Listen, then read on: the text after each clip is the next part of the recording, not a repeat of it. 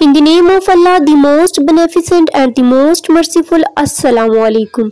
I, Ms. Rabia, welcome you in the series of all subjects lectures based on single national curriculum from grade 1 up to grade 5. Today I am going to solve the exercise of Unit 2 Little Kittens from English Book 5. Let's start. Part A, Oral Communication.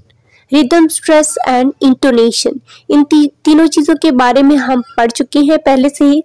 इसके बारे में पहले ही हमारे पास activity है, read the given poem with proper rhythm, stress and intonation. Rhythm क्या है, rhythm को पढ़ लेते हैं। Rhythm is a regular repeated pattern of sounds.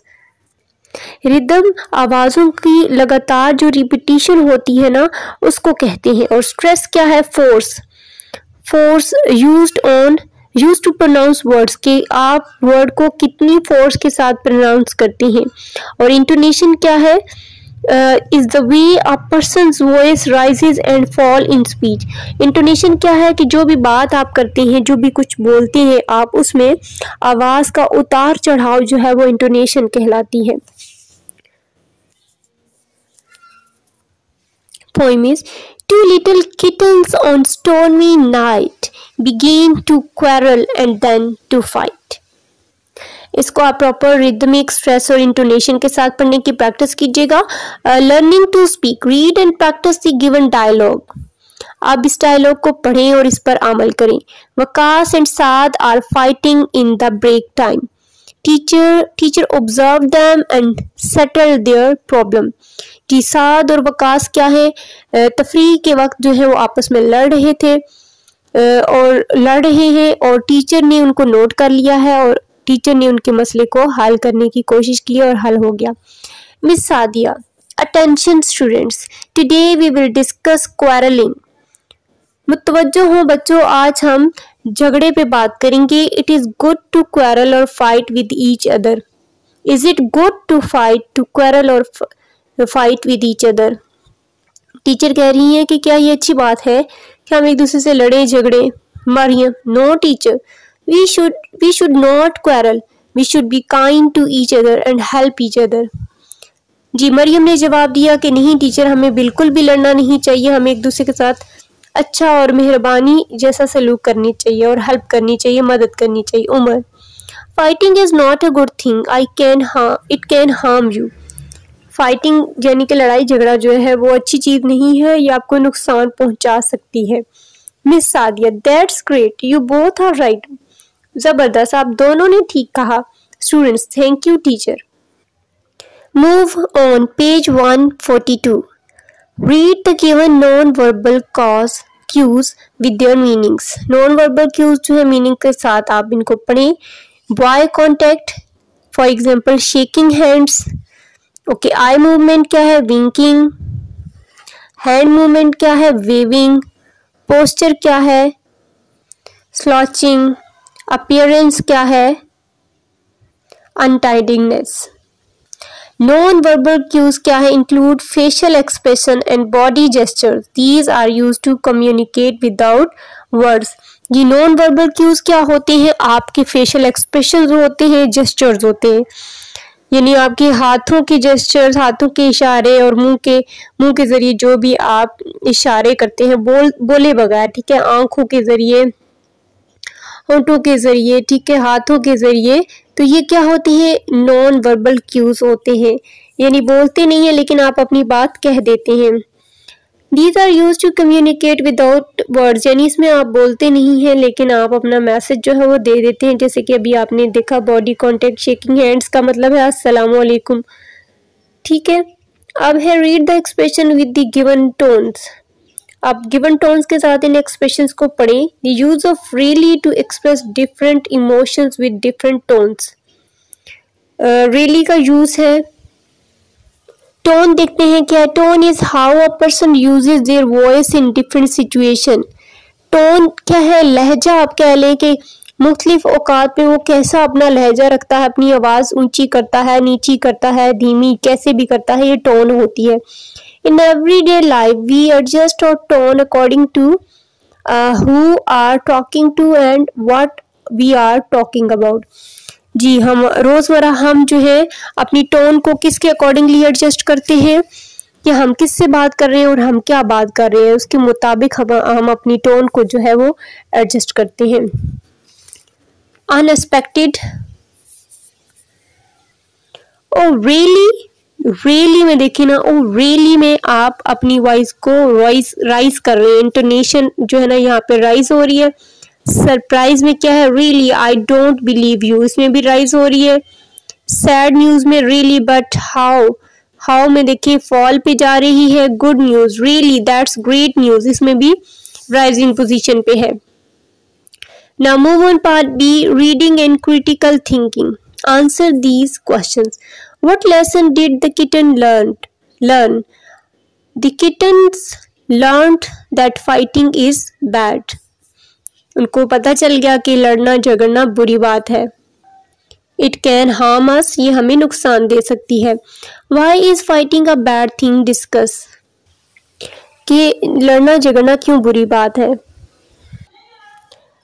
Answer is, fighting is meant to inflict damage and hurt other people.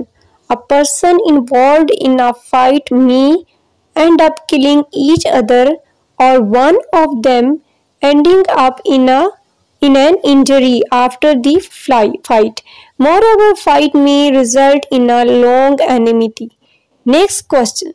How do you relate this person to your own personal experience?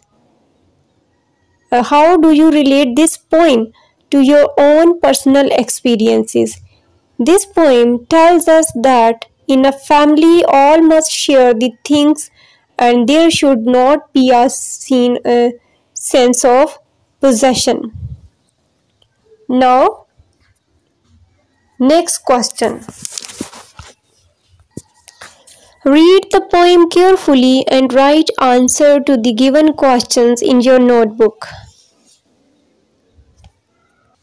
Inferential questions are those in which the text does not actually tell us, but we can find the answer by considering the hints and clues in the text in the light of our own knowledge and experiences.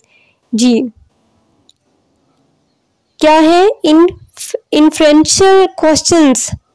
क्या है कि text actually वो questions होते हैं कि text में उसका answer directly मौजूद नहीं होता, लेकिन हम अपने नॉलेज की बुनियाद पर और दिए गए हिंट्स की बुनियाद पर हम उसका आंसर जो है क्वेश्चन का सर्च करते हैं या देते हैं। What is the setting of the poem? Also tell which words help you to understand the setting. ठीक है, अब ये हमसे क्वेश्चन पूछा गया है कि पोइम की सेटिंग क्या है और बताएं कि कौन सा वर्ड जो है हमें समझने में मदद देता है कि इसकी सेटिंग है।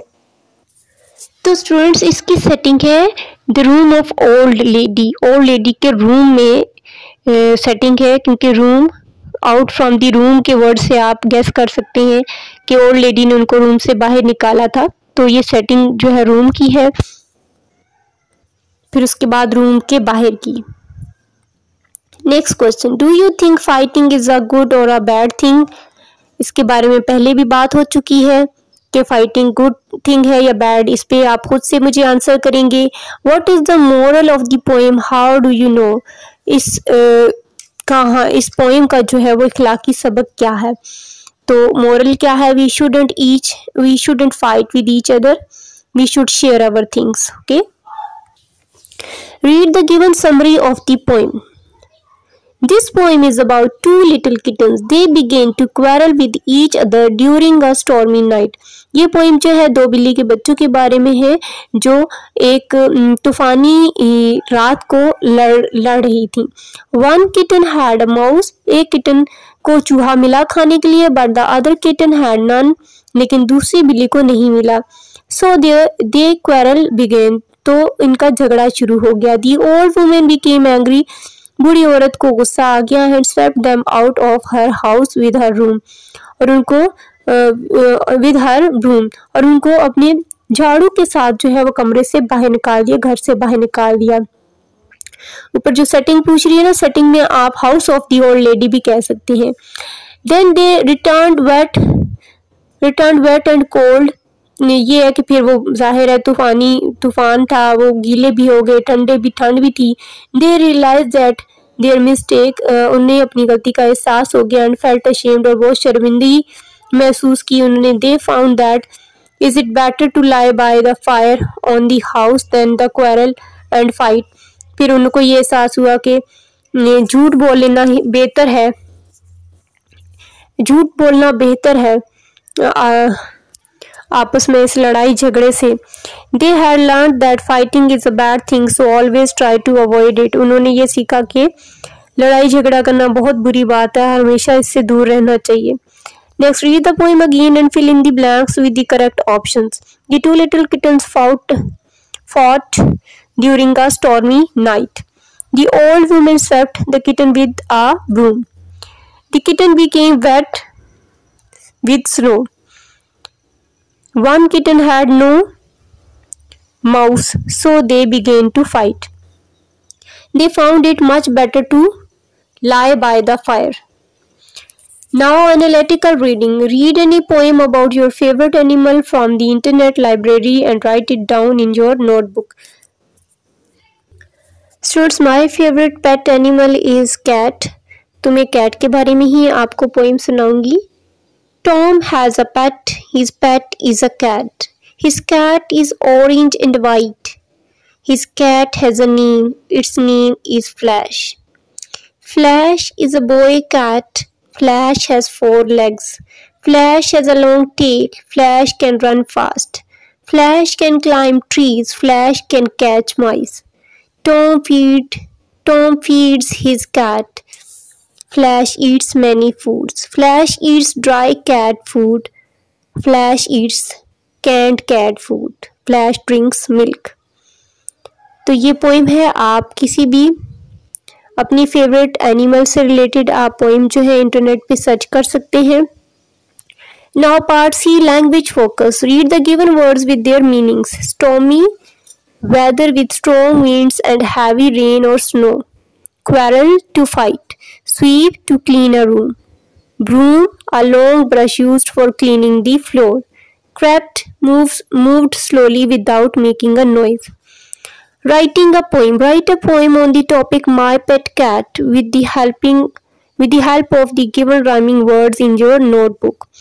अब हमें rhyming words given है, इनकी मदद से हमने poem लिखनी है। राइमिंग वर्ड्स क्या है? Purr, fur, feet, treat, fish, dish, adore, bore. जी, अब हमने इन पे पोइम क्या होगी? कैट से रिलेटेड पोइम है my pet cat. Cats like to purr, cats have fluffy fur, cats always land on their feet, cats enjoy getting a treat. Like tuna, a tasty fish, served in only the best proclaimed dish. Cats love fresh milk and so do I. Cats are more amazing than seeing a rainbow in the sky. Yes, cats I do adore. I hope this little poem has not been a bore. Analogy. Read the given analogies. Analogy क्या है? An analogy is a comparison of two pair of words to show their similarities. क्या है analogy? Comparison है दो pair of words का, उनकी similarity यानी एक जैसा show करने के लिए। Leaf is to tree as petal is to flower. Apple is to fruit as carrot is to vegetable. Turtle is to crawl as frog is to hop. Car is to road as boat is to ocean. Hungry is to eat as tired is to sleep. Complete the given analogies by choosing the correct words. Cow is a mammal as snake is a reptile. Pencil is to write as scissors is to cut. Moon is to night as sun is to day. Hat is to head as shoe is to foot. Now similes. We use similes to compare two different things by using the words like and as. Ji similes क्या है? तशबीह देना, दो मुख्तलिफ चीज़ों को, एक चीज़ को दूसरी चीज़ के साथ तशबीह देना। और वर्ड्स कौन से हम यूज़ करते हैं, लाइक और as. Read the given similes with their meanings and sentences. Similes क्या है, एज ब्लैक एज कोल, इतना काला जैसे कि कोयला, मीनिंग क्या है, completely black. A brave as lion, इतना बहादुर जैसा कि शेर, मीनिंग क्या है, वेरी ब्रेव। साथ हम इनके सेंटेंसेस भी पढ़ लेते हैं। As black as coal, completely black, इसका मीनिंग है, सेंटेंस क्या, his new shoe are as black as coal. Next is as brave as lion, it's mean very brave. Sentence is, my younger brother is as brave as a lion, he is a soldier. Next is as busy as a bee, it's mean very busy. There are as busy as bees completing their homework. As strong as an ox, very strong. He can hit the ball across the fence because he is as strong as an ox. Have eyes like a hawk, describing something who sees every small detail. My father is an engineer and he has eyes like a hawk. Move on page 146, learning to spell. Fill in the missing letters to complete the words.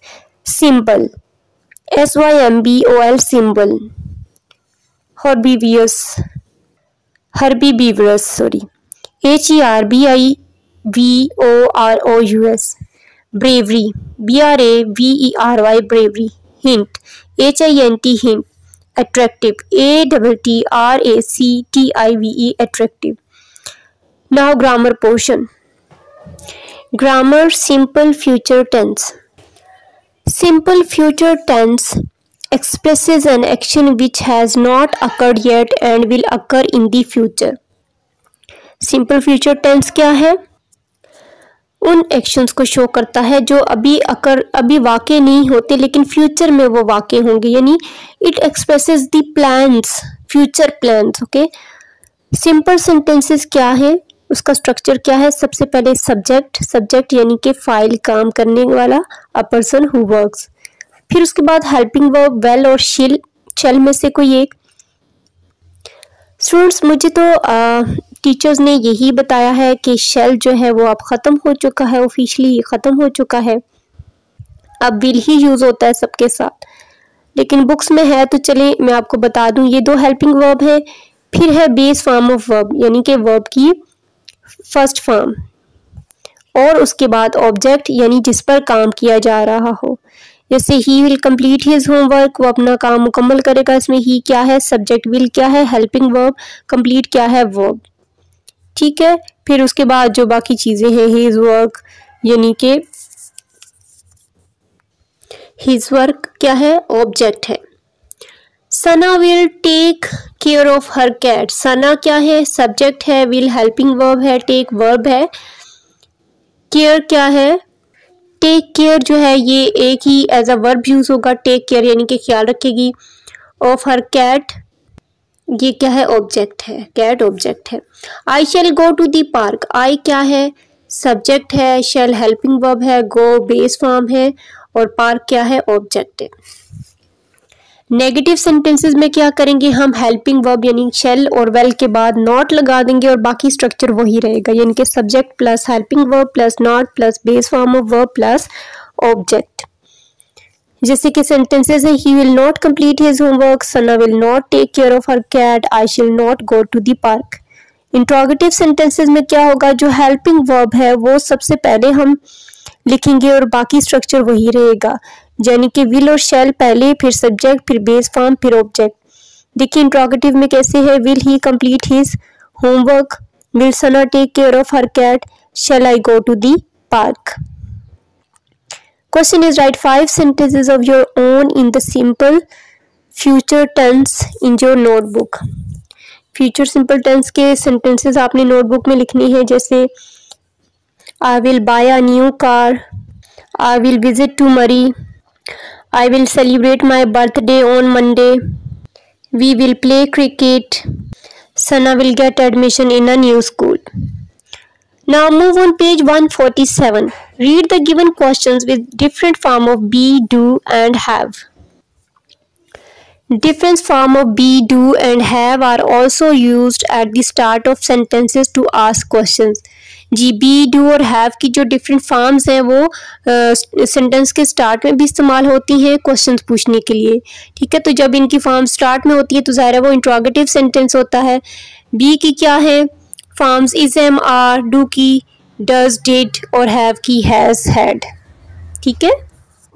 B, am I cleaning my room, I क्या है be की form है। Is this cat hungry, is क्या है वो sorry am I cleaning my room, am क्या है be की फॉर्म है। Is this cat hungry, is क्या है बी की फॉर्म है। इज एम आर मैंने आपको बताया था बी की फॉर्म्स कौन सी हैं, is am are the kittens fighting, was she sleeping in her room. जब पास्ट टेंस की बात करेंगे तो वॉज और वर भी बी की फॉर्म है। Were the children making a noise. फिर है डू की कौन सी फॉर्म है, do, does, did. Does he ना help you, do they came late at night, did it rain yesterday. ये डू के सेंटेंसेस हैं, देखिए शुरू में आ रहे हैं तो ये इंट्रोगेटिव सेंटेंसेस बन रहे हैं। हैव के क्या है हैज़ और had. Has he completed his homework, have they reached there, had we locked the door. Now write two questions using be, do and have each in your notebook. तीनों के हमने दो इसी तरह से क्वेश्चंस बनाने हैं। Let's start part D, writing part. Read the given poem and write its central idea in your notebook. Elephants walking along the trails are holding hands by holding tails. Trunks and tails are handy things when elephants walk in circus rings. Elephants work and elephants play, and elephants walk and feel so gay. And when they walk, it never fails, they're holding hands by holding tails. Now, central idea of this poem is about the elephants walking in the jungle along the tails. They walk by holding trunks, hands and tails. They also work and play in the circus rings and play there to amuse the people. Okay. Next is creative writing. Write 3 pair of rhyming words about rainbow and write a poem in your notebook. Rhyming words are follow, borrow, know, show, snow, swallow. Poem is the pureness of light my eyes cannot see. God divided it out, made a spectrum for me. Beauty for the heart, my eyes to behold. Joy for the young, promise for the old.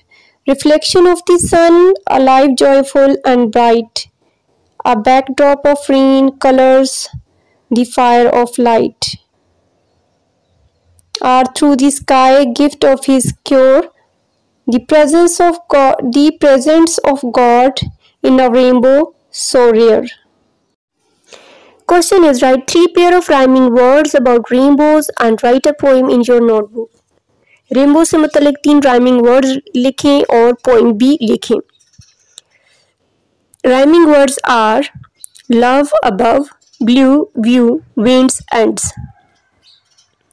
Poem is at the rainbow's end, when storms have passed on, I will see you again, near the cross on God's lawn.